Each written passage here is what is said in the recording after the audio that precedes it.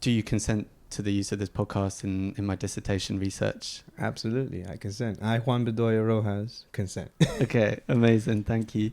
Juan, it's really good to chat with you and to sit down and take this time. I was explaining a little bit before that, as part of this project, I'm trying to map out, I guess, a little bit how the Latin music community in London represents itself, the kind of music that it plays, the way that it navigates in terms of identity and culture and the scene here.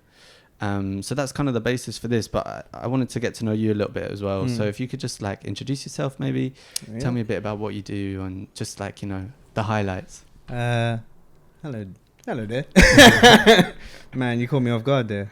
To introduce myself, hi, I'm Juan Bedoya, or Juan David Bedoya Rojas as the long term. And in social media, I guess I'm known as In Juan Take. That's just a pun for the name for exactly the job I do, which I started off as a videographer, got into directing, producing, doing a lot of music videos, related it more towards the kind of Latin scene, the Latin community that I grew up with, which is just around Southwest London, where Elephant and Castle basically, and a bit of Clapham Common. So I've never been east enough. But I guess for most people, what they familiarize their work with my work with is just doing a lot of music videos, events, videos that help promote a lot of the Latin nightclub scene that was forming around like if it's between 7 years from now. I can't remember the exact date it started, but from my experience anyhow, I had to wait until I was 18. Yeah, of course. Now I do brands. I'm pretty much all freelance, self-employed, and I pretty much film everything. That's my day-to-day job now, organizing my shoots. Cool. And document all of this kind of music culture that's kind of forming here in London. That's where it is. Yeah, wicked. On my side, yeah. Yeah, I mean, we'll get into the like specifically music stuff in a little bit. First, I guess just a bit more about you. You were born and raised in London? So no, I was actually born in Colombia. Okay. I was supposed to be born in Cali, but it turns out I was born in Palmira, which is just 1 hour away. So I grew up in Colombia just till 2. My parents decided to come to England for better opportunity reasons. Not refugees, let's be real. That's what it was. So we took advantage of getting into the country because it was good money that we needed to do. Yeah. So we migrated here, got our citizenship, both worked, pretty much grew up here in South London. I actually didn't know Spanish. No way. So I lost my Spanish when I was 2. Okay. As soon as I arrived, I'm learning English. So I became more comfortable in speaking English than Spanish. Spanish was only spoken at home. So that was kind of my take on the language barrier that I was having, which was, in my impression, it caused like an identity crisis. Okay. Because I'm just like, I'm a part of 2 different cultures, and it was kind of hard to sustain. Was it always Spanish at home? Always Spanish at home. And always English outside? Yeah. Okay. Yeah. Think about how that does, what that would do to you. Yeah. On repeat. So it was interesting trying to kind of find that middle ground between the 2 worlds. I love the food here. Obviously, Mum cooks, so she made sure that culture was still in there. Yeah. But obviously, I like my McDonald's and chicken and chips. I can't help it. So to give you a bit of backstory, I actually did architecture shoot for university. Originally, I was supposed to be on fine art. I was a bit more of an artsy type person. Okay. Did architecture to please the family. Didn't work out so well. I did actually get a job, but then I knew it just wasn't for me. My heart wasn't in on it. Yeah. So it's that sort of career as well. You got to be like, you got to be in it. You got to be in and you got to be committed. Did you do the 7 whole more years? I did 7 years. You did the 7 years. Yeah, and then I was supposed to do 7 more to get basically like, you have to do your master's and then you get become a doctor, PhD, but to be an architect, and it just wasn't the career path I wanted. Yeah. I was still trying to figure out me.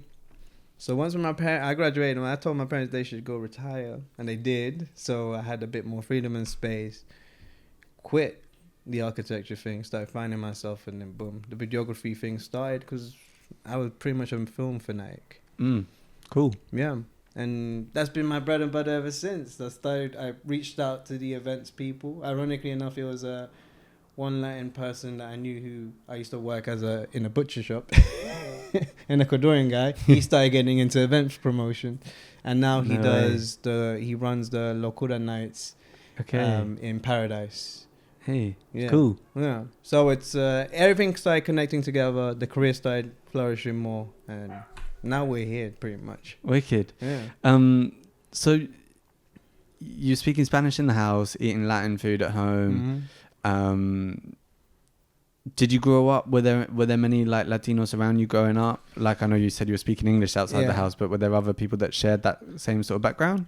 There were some people, but maybe in my nature, I just wasn't finding the comfort spot with Latin people with background because they were speaking in Spanish, and that wasn't really my comfortable side to be expressive. Yeah. So I actually grew up with actual like Ghanaians, Nigerians, and Jamaicans like in school, for example. It wasn't only till like later down the line I started actually making Latin friends who spoke English more than Spanish. That's where my comfort zone was. Yeah. So I saw that already there was a bit of a divide happening regardless, So, yeah.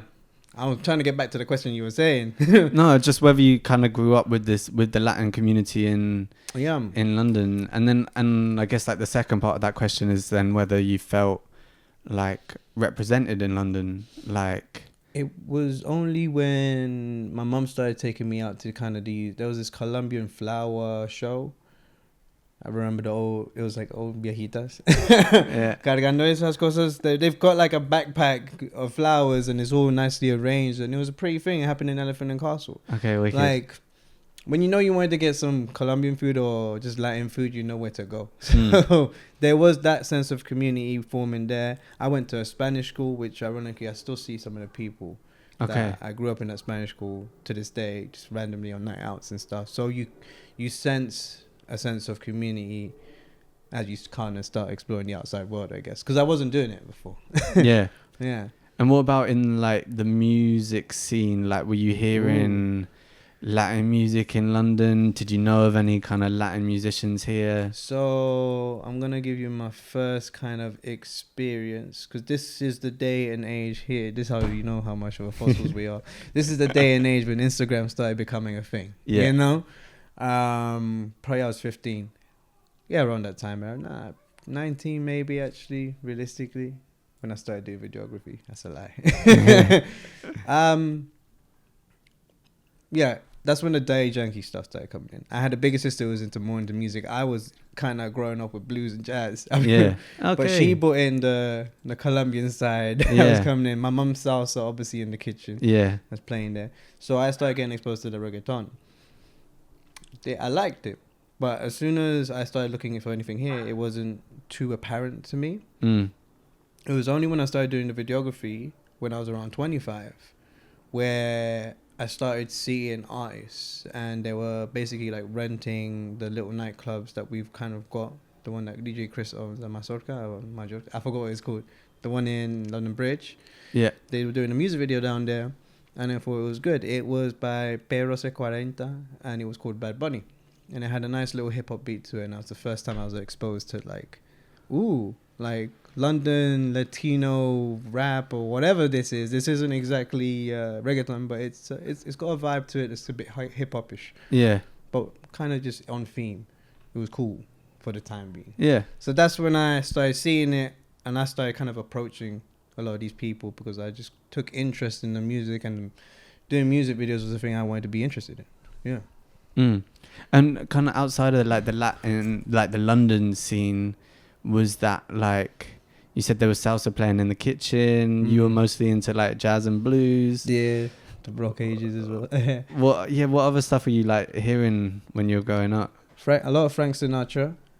I don't know why. It's my favorite. It was because of movies. Yeah. I was really deep into my movies, so I would basically look up at the music that I was hearing.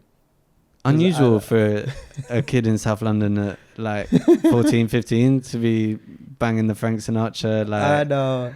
It's because of the movie. I blame this thing. Yeah. This thing exposed me to too much stuff that I started getting curious about cultures, but I blame the guitar as well. I started learning guitar, and that just felt very natural, and I started figuring out, oh, what else is here? What else is here? So I grew up with different kind of music. I have a very interesting relationship with reggaeton. I don't like it too much. Okay. Believe it or not. How come? Maybe this is what happens now, 30s, yeah? I start thinking to ahead. Because at one point I might want to settle down. And then I had like a very spiritual experience like a year ago where I really took in my life. And I started being aware of the stuff I put in my ears, or even just the way I consume anything at all. And then you kind of think for your future self in a sense. And now I'm just like, well, I know how this music makes me feel now, because I'm just not at that age where I got that energy to be hearing that kind of stuff, you know? Yeah. So it's interesting, because now it's like, man, I don't know how I feel if my daughter be seeing this. Yeah. That's what it becomes. And I'm like, I'm getting old. Or is it wisdom? Or is it just something that maybe I feel responsible for because it's a community? Yeah. You know? Do you think, I mean, maybe it's that like times are changing It's as well, true. right? It's like true. there used to be, I mean. We're less desensitized. Yeah. 100%. And also like, I don't know, for me, like I didn't grow up speaking Spanish. Lots of these, like I've since went and studied it at uni for my undergrad. Like my Spanish now is okay. There are still lyrics that go over my head, and definitely when I was younger, like all of the lyrics went over my head. It was kind of like I don't know what they're talking about. And then sometimes when you listen back to something and you're like, oh, I used to love this tune, but like am I okay with that? Maybe not. I know it makes you feel weird about it, but that's why it's a weird, I don't know, it's like how you take the world in. You know when you want to work out, you kind of listen to hip hop because it just kind of gives you a bit of a bump. But that's what music does. It's frequency in the air. Like we react naturally to it, so it's just something to be conscious about. 100%. And but it's good. It's a drug. That's what it is. I mean, that's the thing. Is definitely true. So you wanted to like, what was it particularly that drew you? If you were really into like movies, that's what got you into filming. Yeah. And you were also into music. Like, what was it that made you want to document this scene that was happening in London? Well, I mean, originally, what it was I needed money, first of all. But, you know, when you start putting yourself in a position, you start thinking of your career choice, of course.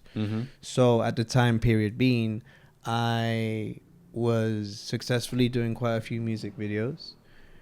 They weren't making crazy money, but it was just like I was making a nice little catalog to myself.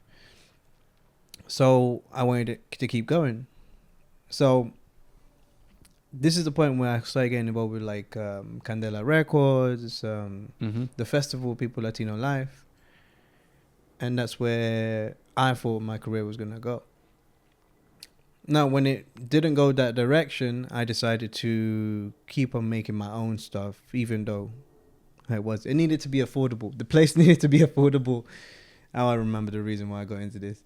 Yeah. It was, aside from any bad news that I received, I needed to keep on going this kind of Latin culture that was happening, because we just went through the festival at the time period being, and we were on a hype. You know, we started seeing artists around, and I thought, you know, at the time that all of this was happening, it's good to collect a lot of these data and not let it go to waste. Yeah. So, and what sort of time was this? Like 5 years ago? I would say, give it 3 years ago. 3 years ago. Because it's only now that it came to me that I'm gonna start collecting all of this stuff, because it's actually valuable information. Cool. The idea of actually documenting came for just putting the music out, at least, because I took a very big view of how everything was. You've got people making events, artists go into these events and performing, and sometimes they're not made for clubs, you know. Yeah. It ruins the atmosphere, or even just the tempo. Yeah. Everyone's totally going. Then you got the festivals, which if we're going to critique it, not everyone is well advertised as they're on, you know. Then I start thinking too much, where it's like, I think we just have a lot of music that comes out anyways on the internet on a day-to-day, that it's harder to focus on the actual community itself, because we're kind of doing our own thing a lot. Yeah. And there needs to be a bit more of a place to have it collectively together so we can kind of catch up on what everyone's doing. You know, because Mm. you know, I want to see Bush Baby's thing. I saw she's in Boiler Room, but I missed it. Yeah. You know, and Yeah, I'm just like, oh man, I need Instagram's too much to even keep up with everyone, but I need something to make it easier. That might be the idea. You know, I personally have, because that's why I started documenting it. Yeah. Because I feel like I'm gonna collect this for someone to possibly use it, just in case I don't become that person who organizes all of this together. Yeah. Because, you know, when it comes to music, the one thing I realize is when people talk about it, it becomes more written in stone. Yeah. Mm. No, 100%. It's I know I blabbed on this. no, I'm just trying to think about what you're saying, because it's, I mean, you're right, like the archive, the documenting is important. Mm-hmm. And also I feel like people are coming to it from really different points of view. And what you're saying, like everyone's sort of doing their own thing. There's lots of people trying to build almost the same thing, and it's like maybe if you all work together, like you'd have a better go at it. Yeah, if we had a bit more organization, like the way I see it is just quite logical. It's a community, right? Yeah. You're gonna have musicians, artists. You're gonna have photographers and videographers who need work. People with studio spaces, people with restaurants. These are all kind of integrated to what you can actually communicate and get going. So we're all connected in some way. Yeah. But it's just making use of it. Yeah. I don't know. I think it needs to be disciplined. That's what it is. We just need to kind of realize what the neighbor's doing. Because there's a guy who's trying to make short films and going into Cannes Festival. Hector. Is it Hector? No, I need to give this guy justice. Okay. But it's Film Locos. Yeah. If you know about Film Locos. I don't know about Film Locos. Well, there you go. Okay. My point being that it's like, I've worked with a few people who are doing a lot of different things, but we ain't aware.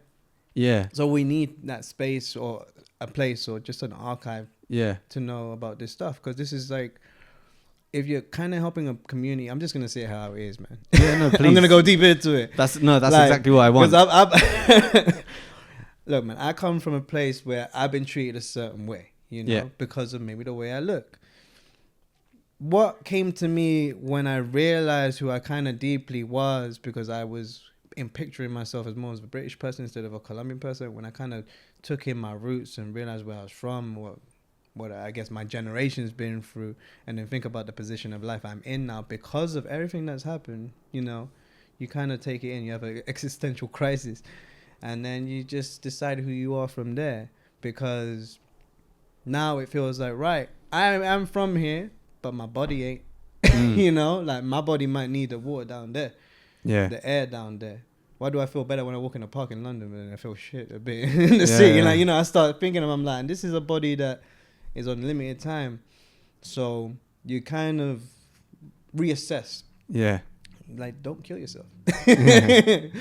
Start drinking full water. You know what I mean. You start kind of and then you, as we say how it is. I'm gonna say how it is. You start playing the game, where it's like, right, I need money to feed myself, to either get into these goals I need to be at, and it is easier sometimes when you can kind of use the whole code switch on someone you know that's from the same kind of position you are, because we ain't actually from here, but we're sort of confused, but we'll help each other out, you know, because the way things are run ain't exactly the best, you know, like we can get into industry standards, like sometimes I will be a videographer, but I'll always be I'll be watching the director who's from a different cut of the cloth. Let's go with that. Yeah.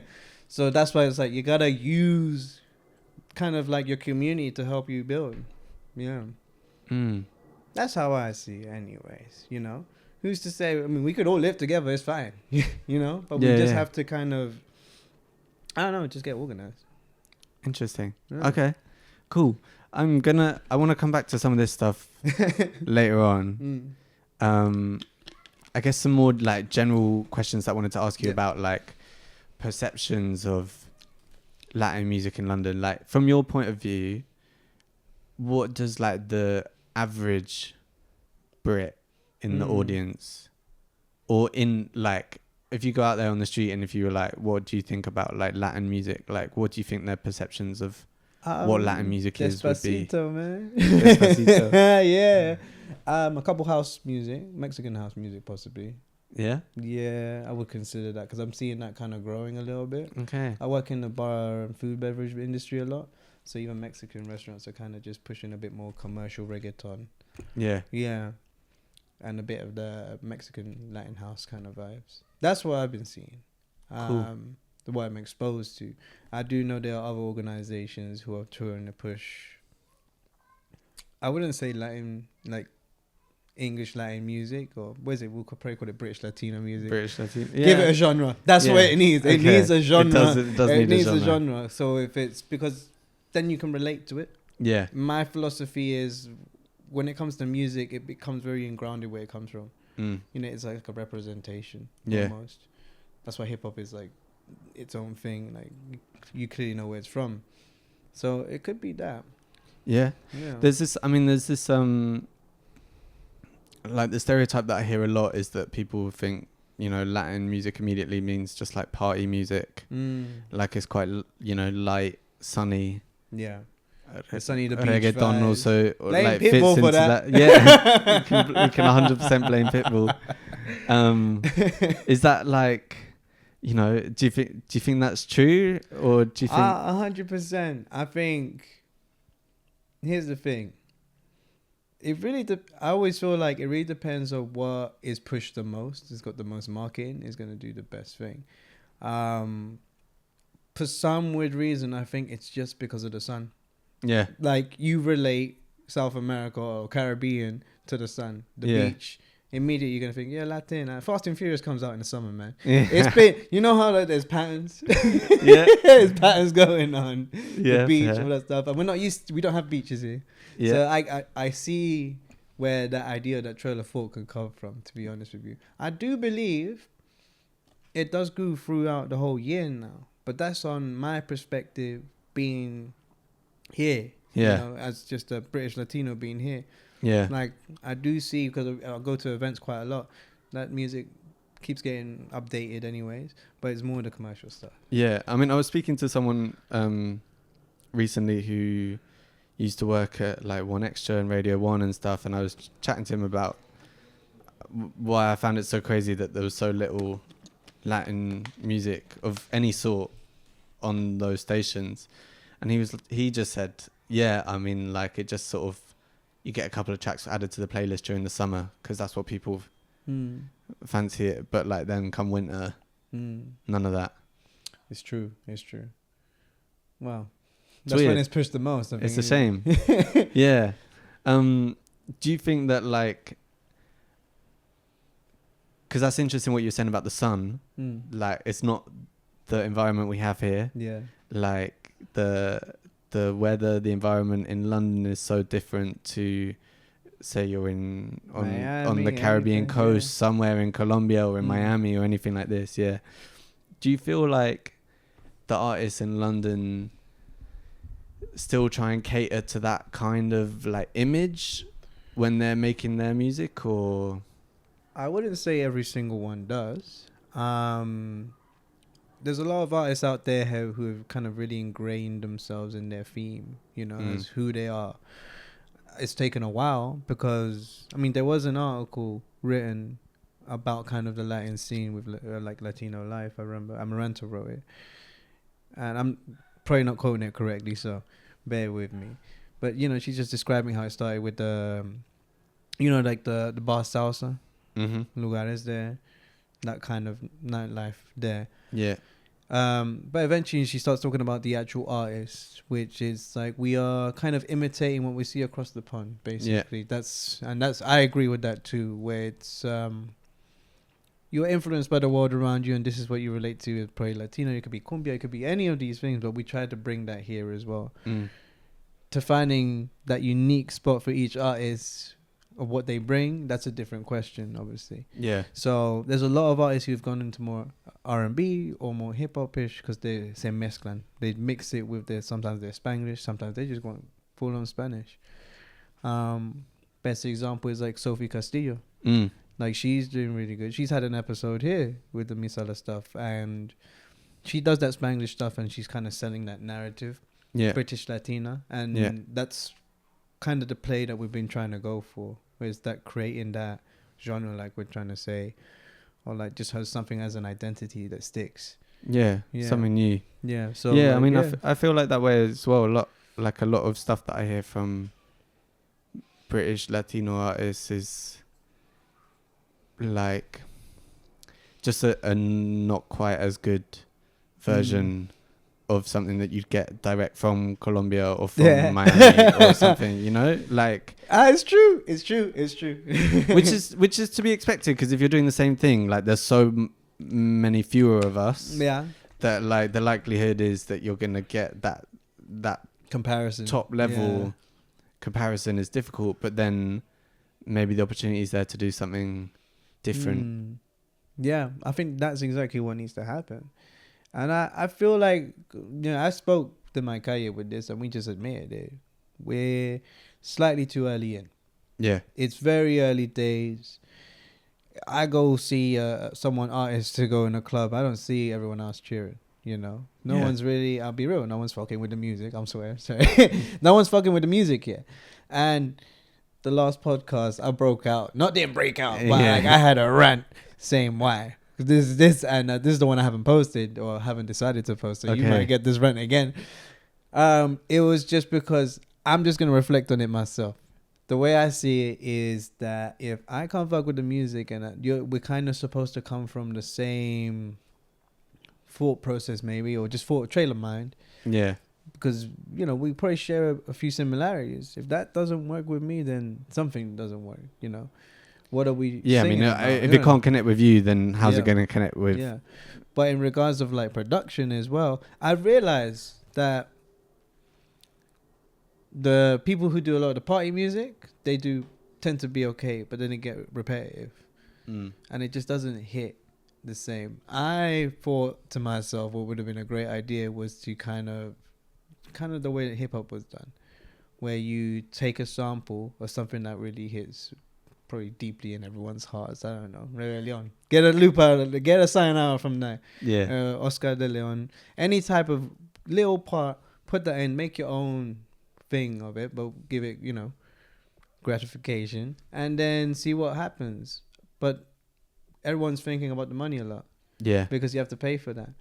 But if you just did it out of, trying to experiment, see what can come out of it, that might actually give them a hit. And they can work on their stuff. But you know what I mean? But it's like, all right, we might be touching on something that might be useful. Yeah. Because, I feel like you need to feel at home when it comes with music. You need to feel like, this actually touches and resonates you in a way. It's an identity, Yeah. Do you feel like the money thing is like a big, like, reason for like why people do that? Because this is one of the questions that I'm looking at, right? There was research done in the 90s in London in salsa clubs, where they were speaking to salsa musicians, and they were like, look, this isn't the kind of salsa that we ideally want to be playing. Like, maybe the salsa that we were playing at home before we moved to London was maybe more complicated. Maybe it was more, it felt more authentic, like a bit different. There was a bit of edge to it. We've come to London and we've had to make this salsa music, which is like simple. It lets British people, like, you can follow the steps, you can dance to this, it's accessible. So like that question of like, and they were doing that because they needed to make money, they needed to get gigs and stuff. That question of like how capitalism and how finances like shape music is really interesting to me. And like it's interesting what you were saying there about, people that they go for the party genre, maybe because that's what people expect of a Latin musician. Or whatever it is. Like, do you think that plays into it like a lot? Heavy. Yeah. It's commercialism all the way. I mean, like, that's what happened with the festival stuff. I remember a few commotions happening between the artists, and it was, I see it too. It's true. It's like the thing that's making money already, the thing that's drawing attention, something like I Love Reggaeton, something that these a whole lot of Latin people. You get an opportunity to show your work there. So but it doesn't work. Yeah. That's the issue. Yeah. I'm trying to remember the question that you asked. Hang on, because I lost my trail of thought. Just thinking about like how finances and how Ah. like this need to make money like affects it. Yeah. So because there is no draw, that's why there's a bit of a struggle there economically already. So now artists obviously relying either on streaming plays. There's a whole different business on those sides. This is a hobby, you know. It's not a job until it starts paying. Yeah. That's how I see it. Once when it starts paying, then you can start going higher and higher. But once when it's a passion, and you know what, keep going, because eventually it will become a job. And I want that for everyone anyways, regardless. But you need to kind of keep improving your craft. I mean, it's one of the hardest jobs to try get. Yeah. Try. What you're doing is you're building a community that will listen to you and pay you to pretty much watch you for the rest of your life. You know what I mean? Yeah, everyone it's a big loves ask. that life. Yeah, you yeah, know? 100%. You want to big brother yourself. Yeah. Yeah, and it's tough. It's I don't know how to improve it. Me personally, there just needs to be a wizard out there who's gonna kind of just make something new. Yeah. There's some cool songs out there. There are, and I respectfully feel like there is some beauty here, and in regards to the creativitiness. But there's nothing that is being pushed predominantly. I don't know, for some reason, not everyone wants to gang up and be like, you know what, I like this song. Yeah. You know? There's not that cheer on yet. Yeah. Well, someone you mentioned earlier that I think is really interesting is Sophie Castillo. Yeah. You know, she has been doing this for a while, but Yeah. like she blew up last year with this song, Call Me By Your Name. Is that what it's Call called? Me By Your Name, yeah. And now she's literally last week, supporting J Balvin at the O2. And that's with a style that is not too common. You know, it's not Despacito. It's not like, it's not chasing the money. Like, if you went into a major label in the UK and were like, oh, we've got this girl, she does like kind of R&B and like bachata, and you'd be like, okay, cool. Like, I don't think that's so. It's interesting that people can like chase that so much, but maybe it's not actually the. Yeah, she wasn't like that before. I think I remember. I mean, you know what it is? You need to adjust as an artist, so you see what sells. I mean, this one is a good song. Saw the music video. The music video is good as well, but you just gotta push that one song. That's what it is. Because didn't she recently blow up again? Yeah. Yeah. So it was like, now blowing up, that was a thing that happened back in the day. Yeah. You need to kind of just keep that consistent, which is harder. That's the issue right there, because you can push it as much as you want. I mean, let's hope it just keeps getting pushed, because you get recognition, and eventually you might get that little seat at the table you need to get to. Yeah. Yeah. But I don't know. I think it's just harder every day now to market yourself, especially in a world that we are constantly clicking away. So there needs to be a kind of something new to bring to the table. Something that would draw people's attention. And that's why I said the best thing to do is to have a space, location-wise, a physical space where artists can kind of do their thing. And it's kind of just like South American friendly, or whatever it needs to be. Yeah. You know, because then, you know, you find a safe space for all of these artists. Yeah. And that builds a community. Because how do you see it at the moment? Like, there's lots of venues that like host events with Latin people. There's also other venues that are like, you know, like Barrio or whatever, like that are targeted at that specific style. You got the nightclubs who are doing the regular stuff, getting probably a bit more dancey artists. I would like to say that you got a bit of a cumbia. There's a whole cumbia side as well that I haven't explored. I really want to explore that. I went to an event and I've forgotten its name. I feel so bad. But it was the same place I met Bush Baby the first time. I didn't meet her. I just watched her play. Yeah. But I was like, this place is very cool. It's like a whole different... Where is it? It's in East. Where was it? I forgot. Was it the Jago? Yeah.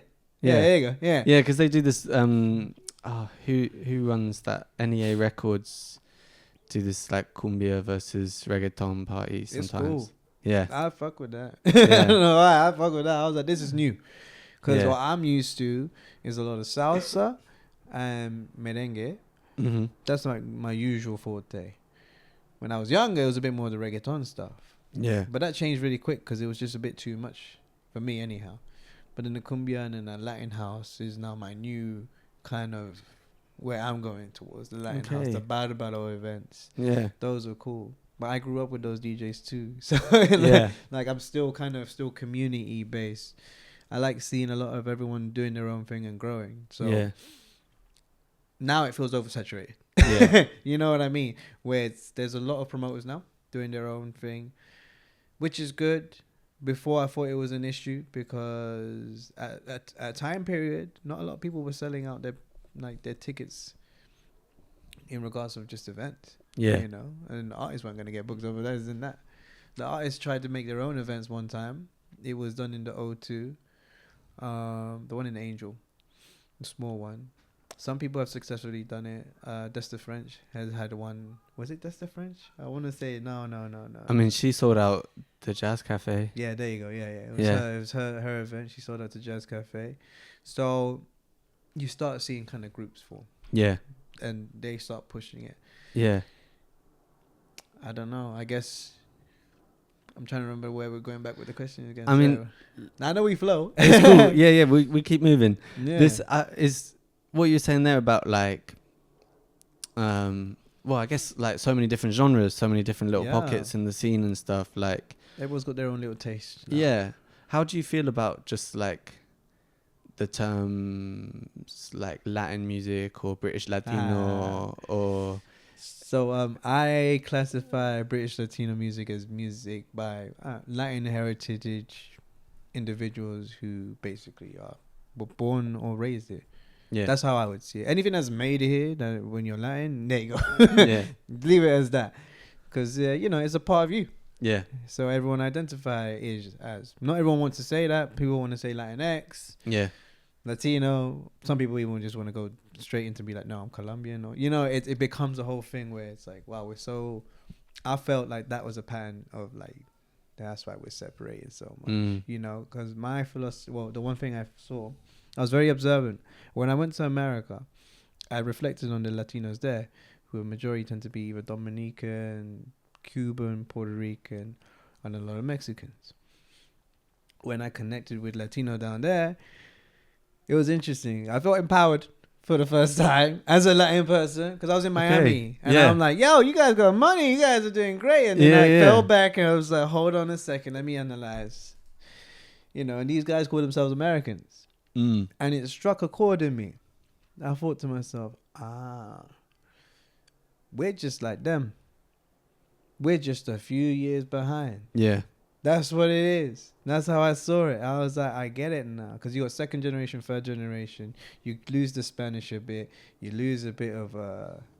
you don't even want to cook Colombian food. I'm analyzing myself right now. But I'm like, you don't want to cook the food you grew up with because your mom made it. Yeah. So it's like, let me kind of redirect myself in a way. That's what a lot of people kind of might be going through as well. But getting back to the point, when I ask the Mexicans where they're from, they say American. I'm like, no, but where you from? Yeah. Come on, man.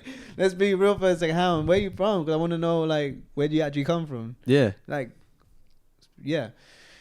So I saw that as that's what's happening to us here. Where it's like we're re-identifying ourselves because some of us come from migration. Some of us probably have been even further beyond, been here for longer. Or some of us just arrived. And it's kind of just a big mess. Yeah. To try to, trying to mix yourself in a bag full of like 2 different languages, a system you don't understand yet, and trying to do just the everyday necessities before you even have a moment to think, what am I actually doing? Yeah. So that's how I see it. Yeah. I'm a bit spiritual, sorry about that. That's cool. Yeah. Like it's cool. Like, cause someone I was speaking to recently was like, he grew up in Colombia and he moved here when he was like adult, like 18, 19, something like this. Yeah. And he was saying how, you know, when he was living in Colombia, he'd never really see himself as like Latin American, Yeah. because he was in Colombia, and then he's got his, you know, his neighbors who are Venezolanos, and you know, maybe there's a Chilean guy down the block, and like cool, but like they're all separate. And then you come here, and there's so few Latin Americans around, like the diaspora is small, that we all become Latinos. And then, you know, that obviously in the US has happened like to a much larger extent. But it's interesting, that kind of effect of like diasporization, I guess. That's where it happens. I mean, it's only natural. Yeah. Like, this is where a point where I started thinking too deep about it, where it's like, right, if I really want to be free from a lot of the stresses that comes with just like living in a society, you'd probably just want to own some land, be a farmer. You know what I mean? And you're like, hang on, I'm systematically free now. I'm like, this is it. Yeah. This is all I need to worry about is eating. Yeah. Imagine that life. You know what I mean? And that concept is like bizarre. But I've had very good parents, so they kind of really secured the future for themselves and kind of for future generations. So my life is actually leading me to Colombia, ironically enough. Interesting. Yeah, so it's like, they got into real estate, and then I started thinking I need to get into real estate actually. And it's 10 times cheaper.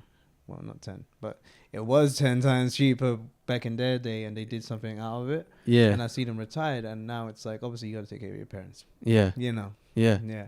That's why you probably expect your own kids one day to do the same thing. I mean, it's the hope, right? Yeah, exactly. So, yeah, had to really reassess. That's why I came back from Colombia after having like a very bad experience doing a lot of this music stuff, trying to document a lot of the stuff and working at the same time.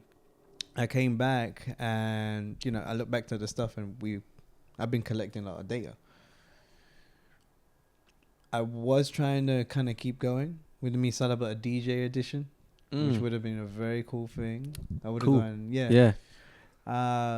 That's on delay, I guess, until I feel comfortable, but it would have been a good concept. I still have a little bit of podcast in here, but as of now, I'm going to try and make a documentary with all of the stuff I have. Yeah.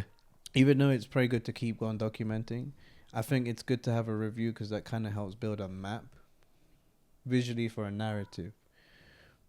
Because that's the best way I know how to kind of put my timestamp, if that makes sense. Yeah. Yeah. Yeah. To kind of introduce people to what I know, and then everyone add on, because this is, I'm only like, my knowledge is up to this much in regards of the Latin music scene. I've seen so much more of that stuff that might not interest me, it might interest someone else, but you know, in retrospective, it's really vast. Yeah. Well, because this is something I said to you before we started speaking, was that I went into this project kind of with the idea that there were two separate Latin scenes in London. You said probably many more, and we've touched on this a little bit, but it feels like there's at least a couple of distinct circles.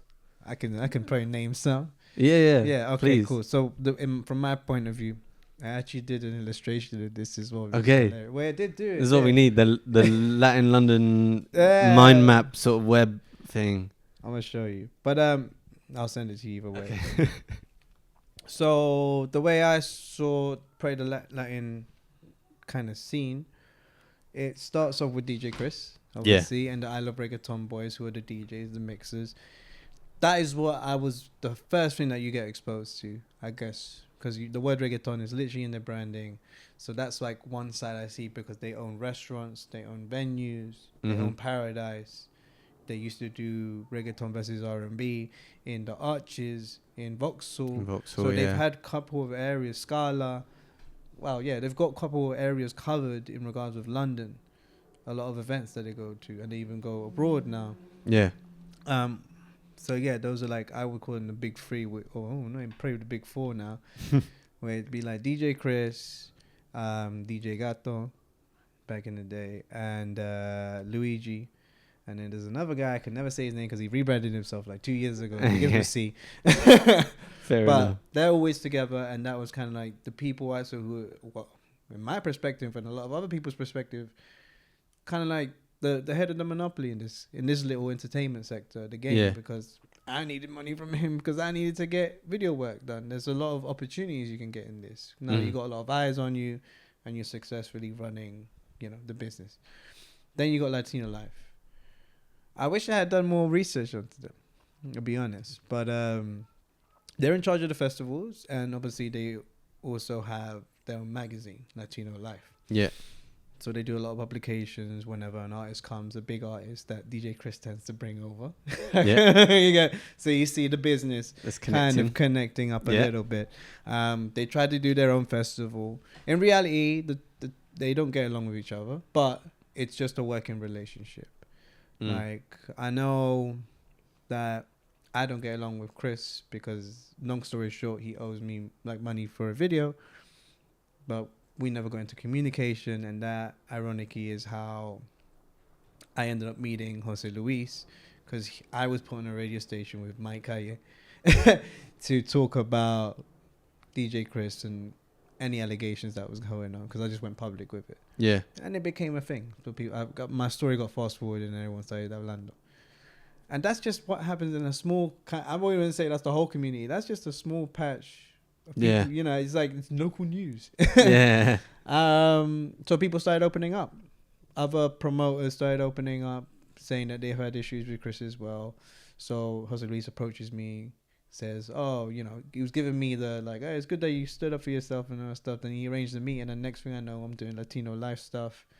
I filmed the first cypher for a magazine thing that they had going on. They were gonna basically push these like certain Latin artists that they deemed fit that were gonna be either signed for the label that they were gonna make in the future run. Yeah. So this was all kind of orchestrated nice. They did the festival and they announced it was Angelo Flow. I love how I'm blabbing onto the story, but let's go for it. I don't know. I'm telling you a story. So that was their star boy. I was in the shoot when we were doing this cypher. I was the guy who was hired to do it. Then I started filming the festivals. That's how I stayed along with it. Eventually, I was supposed to do Angelo Flow's music video, which was the Hot Stepper one. And that's where all the issues came. I worked a lot, drove myself a bit too passionate into the project. I was basically the first time I was directing. So this was like a big thing for me. Yeah, it's a big deal. And I had a budget. So I pulled out all my stocks to make this project go through. I wasn't even going to film it. I was going to actually get someone to film it. I organized it to the T. And then when it came down to time for them to pay up the deposit that I needed to wanted to book it, they disappeared on me. And they stayed radio silent for 2 months. Till eventually I eventually approached again, after taking a moment. And I was like, so what's going on? And they were like, oh yeah, we decided to go a different direction. I was like, well, great. I put a bit of my own money to pay a deposit a little bit. That's why I was just a bit upset. Yeah, I mean, rightly so. Yeah. And I kept it chill until finally they released the Hot Stepper music video, the one they eventually did do. Yeah. Yeah. And then I spoke out about it because this was just like around the festival time. So that was kind of the narrative I've gone through it. So this is the only company that is big enough to be promoting kind of the Latin artists, which they are doing. Yeah. But I'm just questioning why the label didn't produce as much music as it should be. It's like 3 companies now. Well, 2. Yeah. Maybe 3 actually. It's like the Latino Life magazine. Yeah. The festival is a different business. Yeah. And Candela Records, which has sneaked in. You know what I mean? The Candela is the new records. And they've received a big British government funding. And they're part of Sony as well, right? Or is it no, they're not part of Universal? Sony. No? Well, Okay. actually, no. Maybe it is Universal Music. Maybe. I think so. They were like that extension. Was it when big labels make extension labels, like smaller ones like to kind of see if it works with communities? Yeah. It was that. Yeah. Because it was Luciano who was connected to the guy, I believe, and that's what kind of brought to the table as they were making it. So I was just there in the behind the scenes watching this all kind of go to play. I have my personal views in regards of how Latino life kind of present their artists, you know. And I said it on the last podcast, but I'm just like, I would love to see more brown representation. Yeah. Just as a goal, because right now what we're doing is, it feels a bit more Spanish on the side with what they're pushing for, which is fine. But we're in England. That's the thing. It's like we need to kind of, I don't know. It's hard to pick who they would. I guess it's a hard job to pick who they want to promote, you know. But they did start promoting now the Dominican side, who has another big community that's actually way more supportive than the whole rest of the Latin one. The Brazilian one's good as well, actually. But yeah. Interesting. It gets into sub groups now. Yeah. Yeah. So those are the two kind of big guys doing their thing.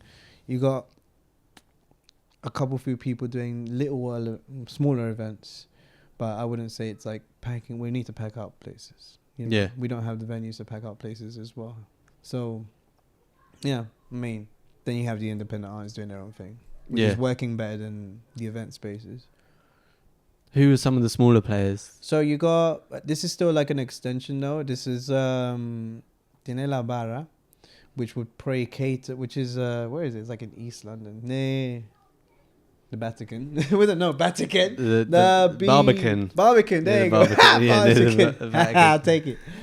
Near the Barbican-ish area, there's that place. You've got Living, which is a bit more of a salsa instrumental place. Proper salsa, there's no really artists that tend to perform unless they bring people. Yeah. You got Paradise, which is in Vauxhall, that tends to be more of a reggaeton heavy. That brings artists. Medium range, Europe, you know, from across the pond. What's that guy again? Chris MJ was there. Okay. Yeah. I met him. But yeah, yeah, so you get the slightly smaller artists. Then the larger ones are the I Love Reggaeton guys. Yeah. They're doing the O2. There is another guy who actually hired me to do, he's a Dominican guy who does the dembo stuff. That crazy ass fella. The one who makes girl twerk. Yeah. Oh my god. It's literally coming out. If it comes to you. Alright. The one who does the 4K video. 4K. Yeah. That guy. Freaking hell. He's coming. He's coming to the O2. El Alfa. There you go. There we go. So I'm filming him. That's it. So my friend Charles and Norbs are the ones who organized that. Okay. Yeah, so I was just like, okay, cool. I got my first concert booking. Everything else tends to actually be in association with DJ Chris, but I know there's other sub companies who are also making sure that they're involved. Yeah. Like Latino Life as well. Just to kind of just for publishing. It's literally that. It's just publishing. But I feel free to not get into this as much as you want, but like from what you said just now, it feels like your perception of the scene is not so like mutually supportive. There's like a couple of big players who seem to be dominating it, and not from like a very like community perspective. I mean, at the end of the day, it's a business. Yeah, that's the issue. You have to make money, and unfortunately, like, we don't own the companies. You know, Latino Life is run by a British lady. Or is it Scottish? I forgot. Either way, but that already says. Interesting. That is the drive. That's the narrative. It's what Napoleon said, right? It's just like, you write history, and just because she's got more backing power, that she's pretty much writing it in set in stone. So that's why I'm doing my part too. Yeah, of course. Where it's like there's other sides of a story, you know. So yeah. Because there's probably like it's almost like we're looking at certain artists and not looking at ones that also deserve a spotlight. You know, why are we doing publications of the artists that come here? Yeah, we should do them about the ones that are here. Yeah, you know, like all right, cool, he's famous. You know, like we get it. But there's other people who've done shitloads of interviews of Maluma. Yeah, why are we doing them? We should do, you know, or maybe do one with the artist interviewing Maluma. That might work. That was an interesting idea already. That'd be cool. Tell me what you think about my music, Maluma. Do that. That's a show. But yeah, it's I've always thought that we need to kind of be more open to opinions and kind of post it more. Because right now we're living in an age where people are like live streaming, posting, having more opinions on stuff, reacting to music. We don't even have that. Yeah. Think about it. Like, Yeah. this was an idea I had. I was just like, if I just played the music that is made here, but I'd make a list, I'd make a long list, and I just react to it. That builds just the thought process to have a conversation about it. Yeah. Yeah. So, but it's not happening yet. But it's because we don't really like to show. Well, someone's gonna have to put their neck out, right? Yeah. Because if you're reacting, like, you gotta have. Yeah, you it gotta can't have be your all opinion. positive opinions, right? It's got to be critique and It's always been positive a lot. It's very positive heavy. Because I remember there's a radio station as well. They're doing a good job. I forgot what they're called. I feel so bad. that's all right. But there's like a radio station that comes on online. It has a frequency and it comes on like once a week or twice a week, and they listen to music and they post it. But I don't know. In the day and age, it's hard to put a message out. There's too much information consumption. So what's the next best thing you can do? That's the thing we need to ask ourselves. And maybe it is just starting from scratch, like community build. I don't know, something in the evenings that people can come to and have an experience, and they experience you. That might be it. Whenever, and that's the same thing. That's what touring is. Yeah. I'm gonna stand here. There's about 1,000 people just gonna watch me do something, and they're gonna pay me for it. Cool. Yeah. I mean, fair enough. It'll be cool. I got a couple of questions about. So we're coming up on an hour actually, which is crazy, right? Are you good for time and stuff? Good. Okay, great. Just a couple of questions about like gender dynamics in the scene, like from the outside, or I would say from an outside perspective, it feels quite male heavy. Pretty much everyone you named there, the big players, the guys that are running Latino Live, the big four doing the DJ Chris parties. There's a lot of guys. I'm looking on the lineups, especially the DJ side of things. There's a lot of men. There's a lot of, there are generally stereotypes about Latin culture as being very machismo. Very machismo, yeah. Is that something that you've seen, like, part of the scene in London? The scene? Yeah, I'll still say so. Even if I'm going to be really critique about it, it's just something that I would say is like a trauma, a heritage trauma, in a sense where it's like we've kind of been taught to be this way. Yeah. But we need to be more self-aware to kind of change that around. There was an occasion that happened recently in social media. Sophie Melo, a DJ, she had like an argument with Viva Reggaeton a lot, which is Latino Life. And it was the owner, and Jose Luis, the way he kind of responded, where she had an issue that it was like Dia de las Mujeres. It was Women's Day, International Women's Day, and they had an event promoting that, but the only women they had were dancers. Okay. So that was her complaint. Feels like a valid complaint. But that was what I heard. So I'm just like, this is interesting. But the response on social media was just not appropriate. Jose Luis was like, I guess we'll have to find a good DJ. So I was just like, God damn. I mean, I get it. We're Latino. We like the gossip. We like the stuff. But that's what builds eyes. That's my opinion on it. Yeah. But either way, I didn't mark it or anything. I was just like, damn. This is the stage we're at, where it's like, I'm not going to go ahead and just judge Jose Luis. I'm kind of just like, this is just it's an attitude that's been going on for so long. We have to police it here and there. Yeah. And sometimes if you have to police it with someone who has way more authority, someone who basically has the job to represent, it's hard to police it, especially when I know a lot of people rely on income from them. Yeah. So the divide is huge, man. Like, even with the DJ Chris thing, I know that in my opinion, it felt like he would always want to be that top player. He's the one running things. So yeah. And it gets to a lot of men's egos. That's why it's very manly heavy. But I would say someone like Milena Sanchez, Sophie Castillo, that's the French, Seychelles even sometimes, they're very independent, and they've got their group, and they kind of got their shit sorted out themselves. And I see them like, stick to that, because I, like, music wise, I feel like I fuck with the girls more than I fuck with the girls' music more because Fair. it just feels, I don't know, it just feels right to me. That a They lot of their seem to stuff. more often, or at least like the names that you just mentioned, like off the top of my head, feel more mezclado, like more like Desta, especially. She's been Yeah.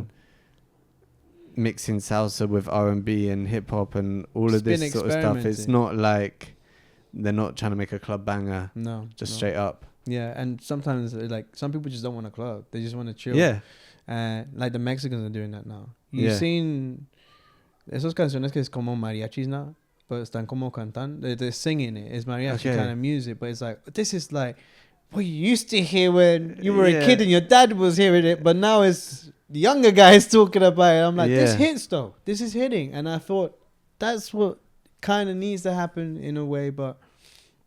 Yeah, there's just something about having the chilled music and not having to party. Interesting. Yeah, and then I guess like the other perspective of like, very like a lot of machismo in Latin culture, and then also there's a lot of stereotypes about like, the sexualized woman. Yeah, Like that is something I would talk about. It was something interesting, like what you noted about the Women's Day event, having like the dancers, women, probably sexy just women, the erotic dancing, basically, yeah. Like how it's obviously hard for us to speak on, both being guys, Yeah. like, but do you see that as a thing in London? I'll tell you one thing, man. It's just more of it's a club night kind of industry thing. Mhm. Because I've worked in other places, obviously. You've done videography for like bars and restaurants, and you kind of get the ethos what capitalism basically is. It's the same thing as America, where we tend to love consuming. It's straight up. We just go out to parties, and unfortunately, women is a sales point, especially if we're like objectifying them to the point where it's like in regards to the clubs, you kind of give by just marketing 50 free tickets to women before whatever 12 o'clock. And that drives the men to come in and spend their money, the bottles. Now, that's just more like a stigma. Because I know some girls, they go buy their own stuff and that's cool. Yeah. That's the best thing. But it's still with these club owners, tends to be the trailer thought. Because when I've had to advertise for it, only film the girls, Yeah, only film the girls. Don't really get too much guys in there. You know what I mean? So it does that trickery. That's the way marketing has been. Obviously, we can be more creative and a bit more easier on it and do other things. But that's how it's been.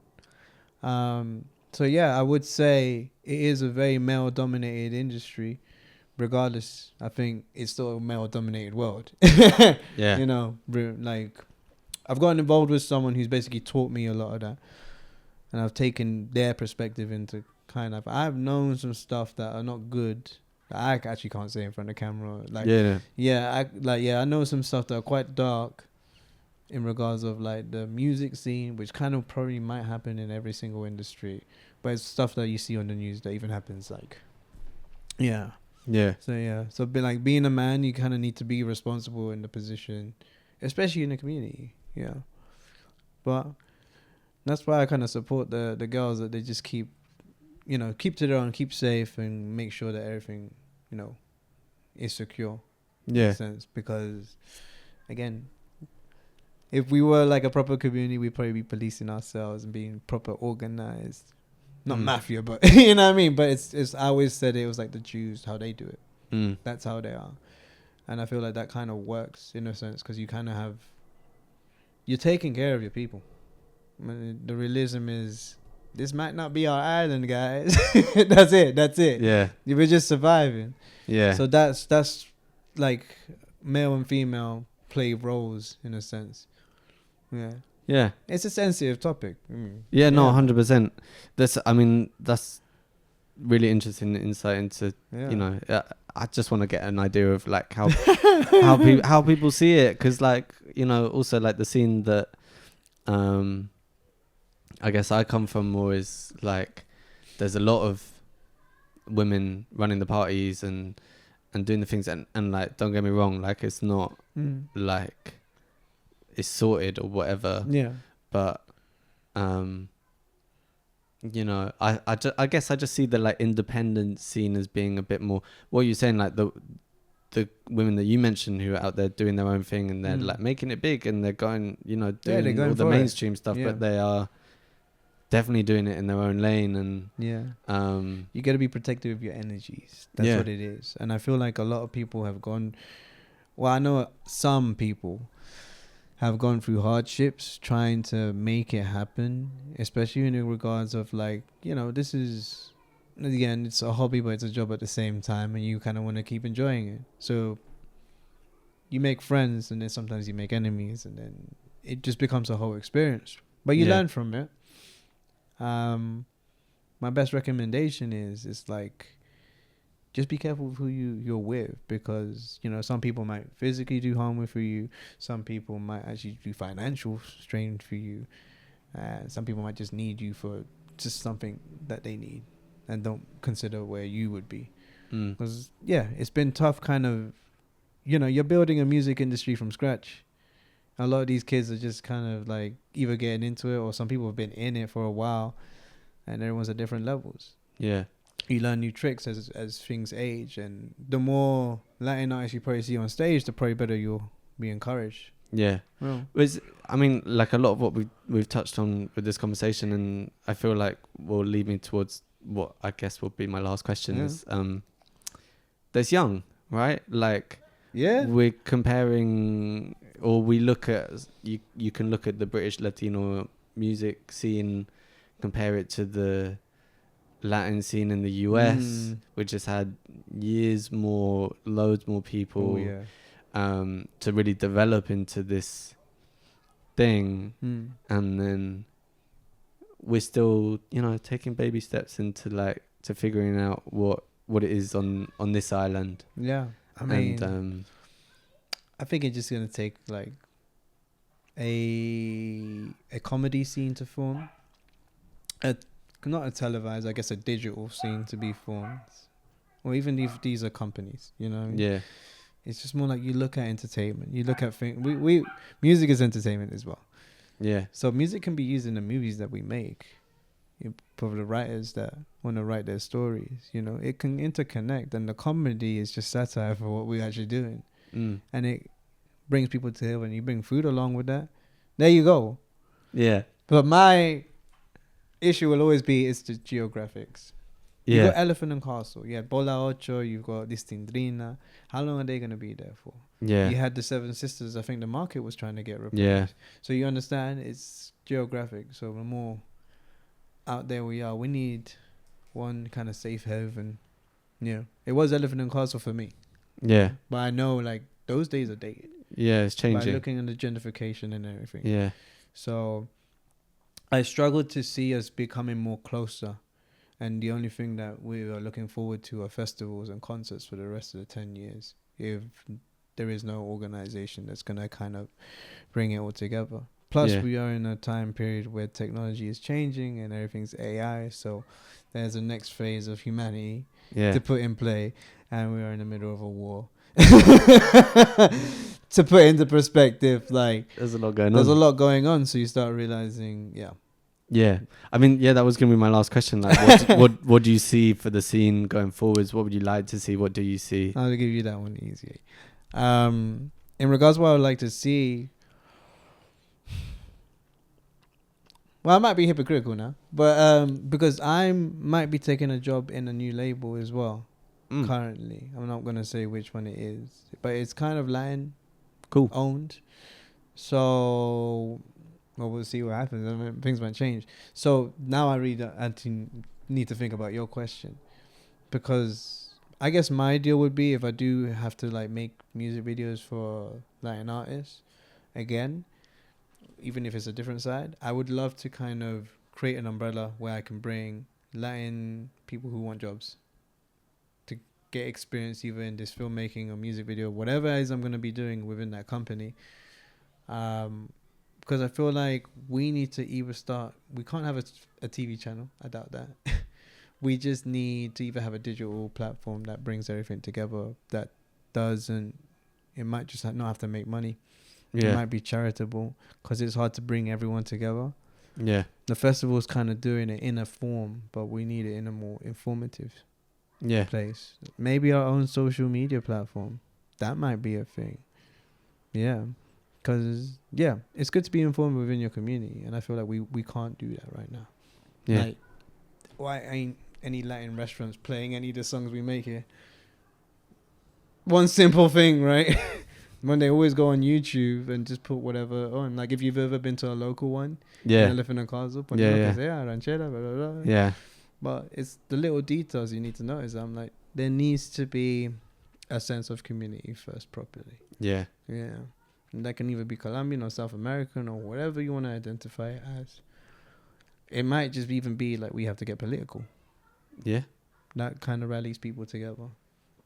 Yeah. So I I'm mean, leaving it open. No, but that is the thing. Like, you don't see, I don't think can think of one Latin American politician in the UK. Yeah. Not one like radio host on mainstream networks. Hardly anyone on the TV. I can't think of like a grand scale comedian, like one that would be on TV. Yeah. You know, And there's no events for comedy. Yeah. You know what I mean? So it's like, and like for example, like the Film Locos guys, he sometimes has events where he showcases his movies. Those are little events. But it's like all these things, it's almost like a knowledge of, like, it's just a bundle of lots of knowledge and different creative stuff that we've all put together, but we never get in. So maybe it's more like it would have been cool to have like a month. Like I was an appreciation of British Latino festival or something like that. Where all the vendors come and all the people come, and it's like, it's just fast. That was Carnaval del Pueblo for a time. Yeah, I remember that. Yeah. Yeah. Well, but we can't be summer all the time. No, but there's ways. There's ways. Yeah.